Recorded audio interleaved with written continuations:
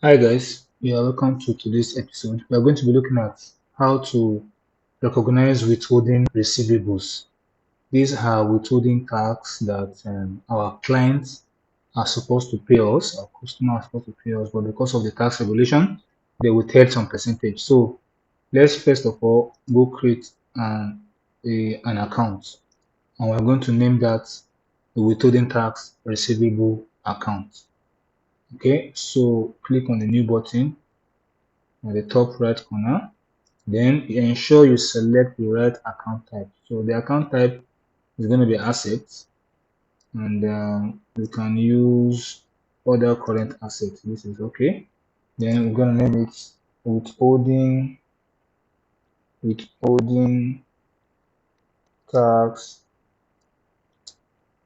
Okay. Uh, withholding tax. Then receivable. So it means they are entitled to this. Uh, okay, receivable.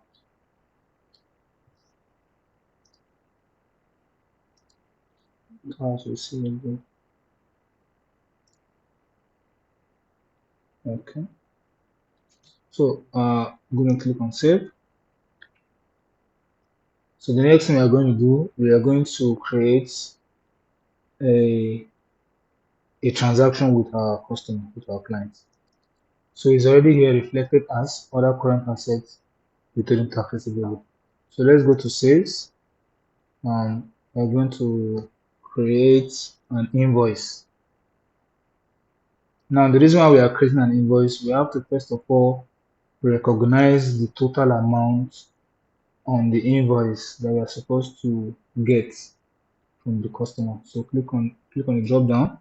So let's go with Basirat, and we can use today's date, 11th of March 2026. And okay, let's see what else we can achieve. Okay, so now let's now select the service we want to render. So let's say we want to carry out a training. We want to train this staff or this client, I want to say, or their staff, and let's say the training is for 200,000. So for the complexity, let's just leave tax for now so that we can undo withholding tax. So I'm just going to go ahead and save and share later. Save and send later. So the invoice has been created. Okay. Now, because I use save and send later, so they're requesting when will I want to. So I can schedule or cancel for the email. So this is the invoice that we just created now. So I can just click on mark as sent so that it doesn't request for sending. Now we want to receive payment. I can receive payment from this button, or I can still come to payment to receive. Yeah, so I can just simply go ahead from this to receive a payment against this invoice. Now, upon receiving payment, I'm supposed to receive 200,000, but I was given 180,000 because of the withholding tax of 10% that was withheld by Basirat. So she's going to pay the money to government, and I'm going to get a withholding credit, or I can see it on my portal that that payment has been made on my behalf. So let's say stick to this date, the payment was made today, and the payment mode was cash. So we can use bank preferably, or bank transfer. So but just use what is available. Now deposit to, let's see, we only have petty cash. So let me just use what I have. So if it is um so I'm receiving it in my petty cash. So okay, payment receipt date can still be today. Yeah, when I receive the payment. So sometimes the payment date might be different from when I receive the payment. The client might have sent the money, and I'm here to receive the payment. So sometimes it's showing on your bank. You see value date and I think transaction date. So with this, I think I can go ahead and save as paid. Now, remember there is a balance of 20,000. Okay, you see, balance due 20,000. So now, how do we now recognize and ensure that the balance is reflected? So we're going to create a journal. So click on create, click on journal entry. Now, this is the first journal I'm creating here. So I'm going to select, I'm going to debit an account and credit another account. So I'm going to debit. The next thing you do is to just select the withholding. So let's just type withholding tax receivable and then select, enter the amount. So the amount is going to be 20,000. Then we have to credit the account receivable, because this is where the balance of that 20,000 will be reflecting. Okay, so let's make this accrual only. So it doesn't affect our, yeah. So I'm going to select again, account receivable, account receivable. Then we're going to credit it as 20,000. Okay, so with this, we, so before I go to this, let me just let me create a duplicate so that we can see our reports. We can see the reports together. Yeah, so how do we go to reports? Click on this report here. Then in this case, we are going to balance sheet. Then you see we have, this is a cumulative amount. You see the 20,000 showing in account receivable, and we don't have anything like withholding receivable at the moment. So let's now go to the other part. So with this, it's going to move out from account receivable to withholding tax receivable. So save and publish. So once you save and publish, note feed cannot be, okay, so withholding. Just need to withholding, yeah. So save and publish. Okay, so where's the customer? Yeah. So at this moment, account receivable customer. So customer sales, okay.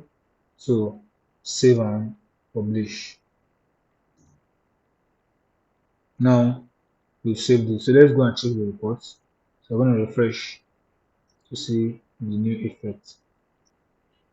So when you scroll down, you see the 20,000 is no longer on account receivable, zero. We are now having it on withholding tax receivable. So let's now say it happened that when we now check our, what is it called, our portal, our tax promise portal, we were able to see that this 20,000 has been cleared. So it means we are now going to create an expense for withholding tax, tax expense. So indicating that we paid withholding tax. So, or when the tax authority, when it is time for tax computation or tax return, we'll be able to submit this withholding tax to clear. So, but how do we clear it to ensure that it doesn't show in our report? So once payment has been made, we've confirmed and we've done with tax. So just go to journal also, create a journal. So we do the same thing. So this time around, we're going to create an expense account and name it withholding tax. So let's just name this withholding expense. This is just a note. So let's go to, okay, so we're going to select the withholding expense. So we don't have a withholding expense account. So we're going to create one. So let's go to the other tab and go to chart of account. Okay, so we select withholding tax expense so that it moves from the receivable. Then we also select the same withholding receivable, this withholding tax receivable, and also enter the 2000. Okay, so with this, But before we go, okay, I think we've already seen the report. So um, we're gonna go ahead and still and publish. Now, when you go to the report, we will no longer see this on the balance sheet. So this is now out of balance sheet. So let's go and check profit and loss. So for profit and loss, you see we have 20,000 withholding tax expense. So this is how you keep track of your withholding tax receivable with your client.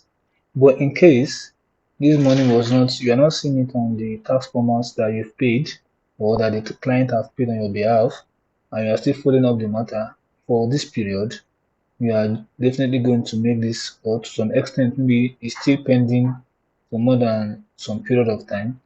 You have to post it to bad debts because it's no longer, it's not actually paid the withholding tax. Government will now agree on that. As far as it is not showing on tax forms and the client is not paying, so it will now go to bad debts, so to be reflected. So instead of you selecting withholding tax expense, I'm going to select bad debt expense when you are doing the journal entry.